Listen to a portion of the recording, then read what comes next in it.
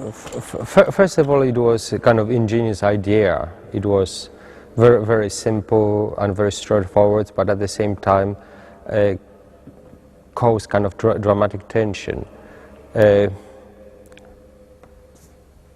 People going from one cube to another, and they had to find out if the next room is trapped or not. And it's up to them to solve this problem by looking at the code. And of course, as film progresses, the code develop, become more complicated, they make mistakes and they get killed. So straight away set up a kind of tension that viewer think from outside judging that it's up to main character to find the solution, and they make mistake, they get killed. So the premises was very simple, and also the devices which would kill the people who did not break properly code were very physical. They were kind of machinery which either they killed by splashing acid or using fire or some other string which dies people.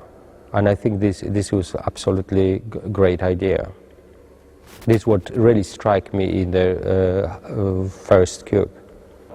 You see, if in Hypercube or cube number 2, they expanded this, they pulled more into this kind of realm of scientific area. So we're dealing about fourth dimension. Now it's question, what is fourth dimension? You know, I make research, I try to understand Hypercube or this, and by this time I think I know something, but still I am confused myself.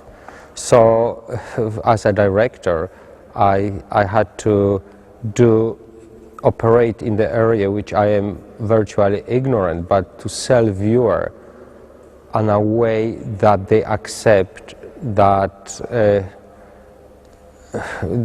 they accept my idea, what is the story, the fourth dimension or shifting of times. So yes, it was kind of putting further idea of cube, but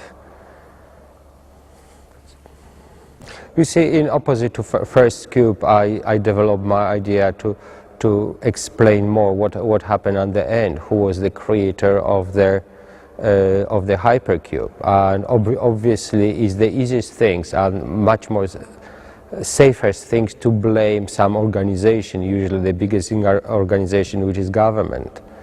And always is the theory of conspiracy of government against nation or something like that, and very often is used, this device is very often to use. However, I did not want to make any political movie, accuse anyone. I just use government as a vehicle for creating kind of drama that is certain organization who is behind it to develop this device who is so incredible that people don't understand.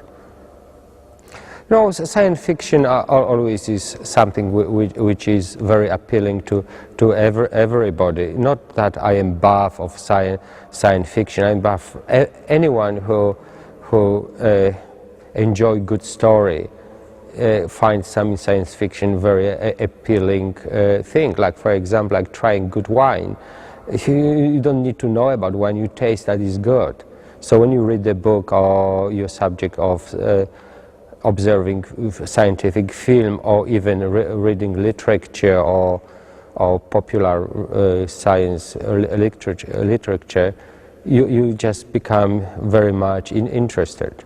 It's not that I wanted to be expert about this.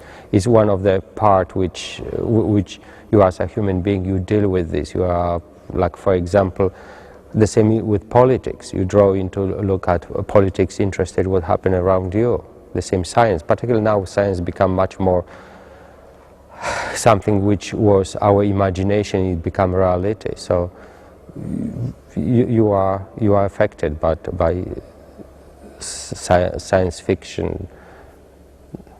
You know, as I say, I am not reading all the scientific literature, but you know, I have a few favorite books like 2001, Space Odyssey, Fahrenheit 501 degree, or Solaris. Tus tráilers. And I'm rather kind of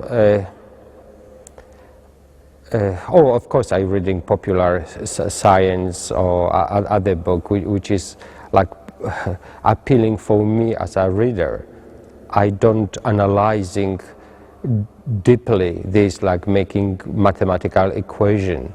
I had to admit that many areas I am actually ignorant as about science, but if it served to me as something which is popular, you know, I really embrace this, and it triggered my imagination. And but also in science, or this kind of scientific literature, I like the subject which is acceptable for me, when it is real, when accept as a real. So I think it's for normal viewer, ordinary viewer, when they are treated this way, they accept this. But when it's certain scientific device is used as a gimmick, viewer becomes so sophisticated that they pull apart this kind of like gimmicky treatment of author, and they reject them, and they treat this as something which is very naive. So someone had to be very dangerous nowadays to talking about science, because viewers really become very sophisticated and they don't buying everything. Oh, for sure, I know from other sources that they think about writing Cube 3. This Cube idea give enormous kind of possibilities. You know, in my kind of, once I analyzing what would be the Cube 3, probably I wouldn't be excited to make another Cube 3, because while doing the second one, I know what is restriction I did face. And it was extraordinarily difficult for me to do, because whole action happened in one space. So it's really extraordinarily difficult when I have actors for like 24 days in one square, 17 by 17 feet space. You really had to use your imagination. I'm not looking forward anymore to this. I would rather do film which have a lot of locations, no more than 3 days. But I have also played with myself, what if I do another Hypercube, what kind of cube I could do. I always define this as a kind of medieval cube made out of wood, a kind of medieval winches and chain, and the cube is moving, but a bunch of monks somewhere in big monastery, and probably I will go into this area completely different, not tackle anymore kind of scientific. I would rather go a few hundred years past and try to write script around this kind of subject. Oh yeah, you know, yes, my first dream was like to be cinematographer. I always did want to be cinematographer. Always I associate myself, you know, sitting behind camera and operating and creating images. And it's a sort of funny thing is, once you operate camera, your eye is against viewfinder, and the set, you are in the best possible position, because straight away you're sitting in front of a screen. So I absolutely love position of cinematographer. However, you know, after success of Quentin Tarantino, and it was his first feature movie, and so was my first feature movie in the United States, I become kind of, you know, a word more, they associate they assigned me to do movie with first-time directors. So being being cinematographer, I had to know a lot about directing. And gradually you drifting into telling the stories. And I found myself in position that I could not afford anymore to be part of someone else's creation. Why? Because I could start impose my own vision and director's vision. So this could, its potential create problems, you know, because director is the ultimate creator. But if I did not do this, probably I would be very frustrated. So you have a very frustrated director of photography, and you know, I don't want to deal with this anymore, and I don't want to lead a frustrated life. So I just switched to become director, actually rejecting a lot of good project, high-class project. Actually, Quentin Tarantino asked me to shoot his next movie, and I did pass it, you know, because at that stage which I am now, I cannot afford to do any more this kind of work, and you had to be single-minded director, where my dream is about. Actually, I have extraordinary time here. Is really, I enjoy every second of this. First of all, it's absolutely San Sebastian. It's a beautiful city. I was visiting like 5 years ago or 6 years ago. I visiting here. I did film Cousin Bet with Jessica Lange in Bordeaux, so it's not far away. So couple of times I was coming here, but I spent only 1 day and 2 days here, so I did not explore city as I did, you know, right now, and it's absolutely marvelous city. Also, festival itself, the organization is fantastic. They create kind of almost family-orientated atmosphere, which I went for a couple of film festivals, and this was most relaxing, most enjoyable atmosphere here on this festival.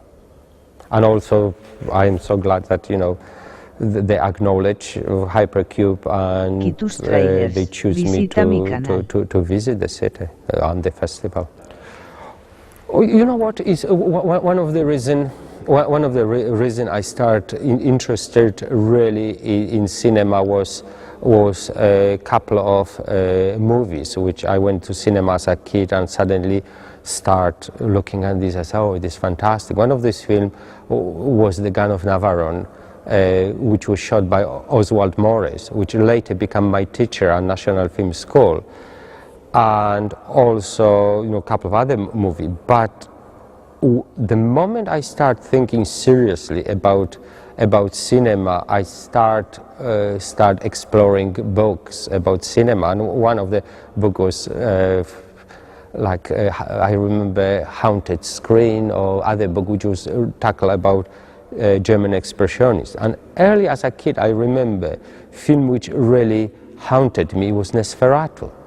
It's one of the films which even now when I think it scared me. It was like, I believe it was made in 26 or something like that. And is the film which absolutely make impression on me, and I was studying very much German expressionists. I like German painting, expressionism, using color, strong color, using strong line, or actually, in a way, it make more influence on me than any other kind of art or cinema. Why? Because when I start shooting movie, even as student, I use very hard light. At the time when the light was prevailing light was soft light, actress lit in soft light. I did opposite. I use very expressionistic, strong, direct light without any diffusion.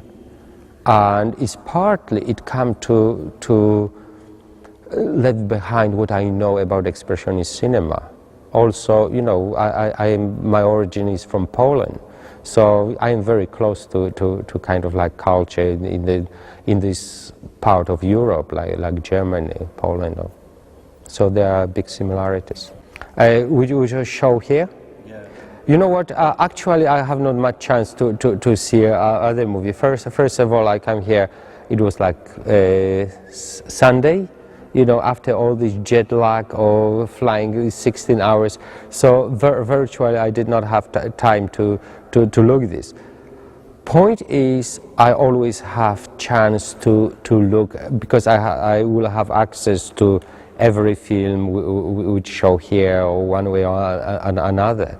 But you know, most of the time I was, you know, dividing here to giving interview around or seeing my movie or talking to people. And so, to be frank, I did not have time to just sit down and, you know, explore every movie show here, which I could, but you know what, tomorrow I'm flying back to Los Angeles. The film festival will be for another 3-4 days. Maybe now it will be the time to start to look at this movie. But sorry, you know, I have this time and I wasn't able to. You know, it is absolutely fantastic film festival. It is really difficult to use one word. You know, I wish I could define in one sentence. I wish I would be honored if next year I would be invited at this festival with some project which I did. Actually, I have one project which I working on, which I would love to do. It's called Biojustice. It's a fantastic script which I want to, you know, to direct, and it will be loved by crowd in this festival. Of course, if I deliver a good film, because I think they are very critical and people, you cannot sell them bad movie.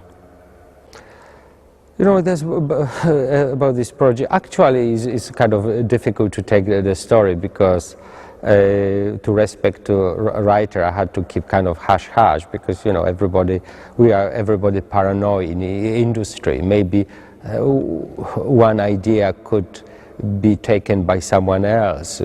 Probably not, but you know, out to respect to writer, I don't want to mention about the story. No, of course, we were treated like royalty here. Everything is arranged, everything is extremely well organized, but at the same time, it keeps kind of almost family-like atmosphere. You don't feel any kind of friction, who going to win, who is the best. Everybody, it seems, love each other. And actually what I detect is very genuine. So it is fantastic.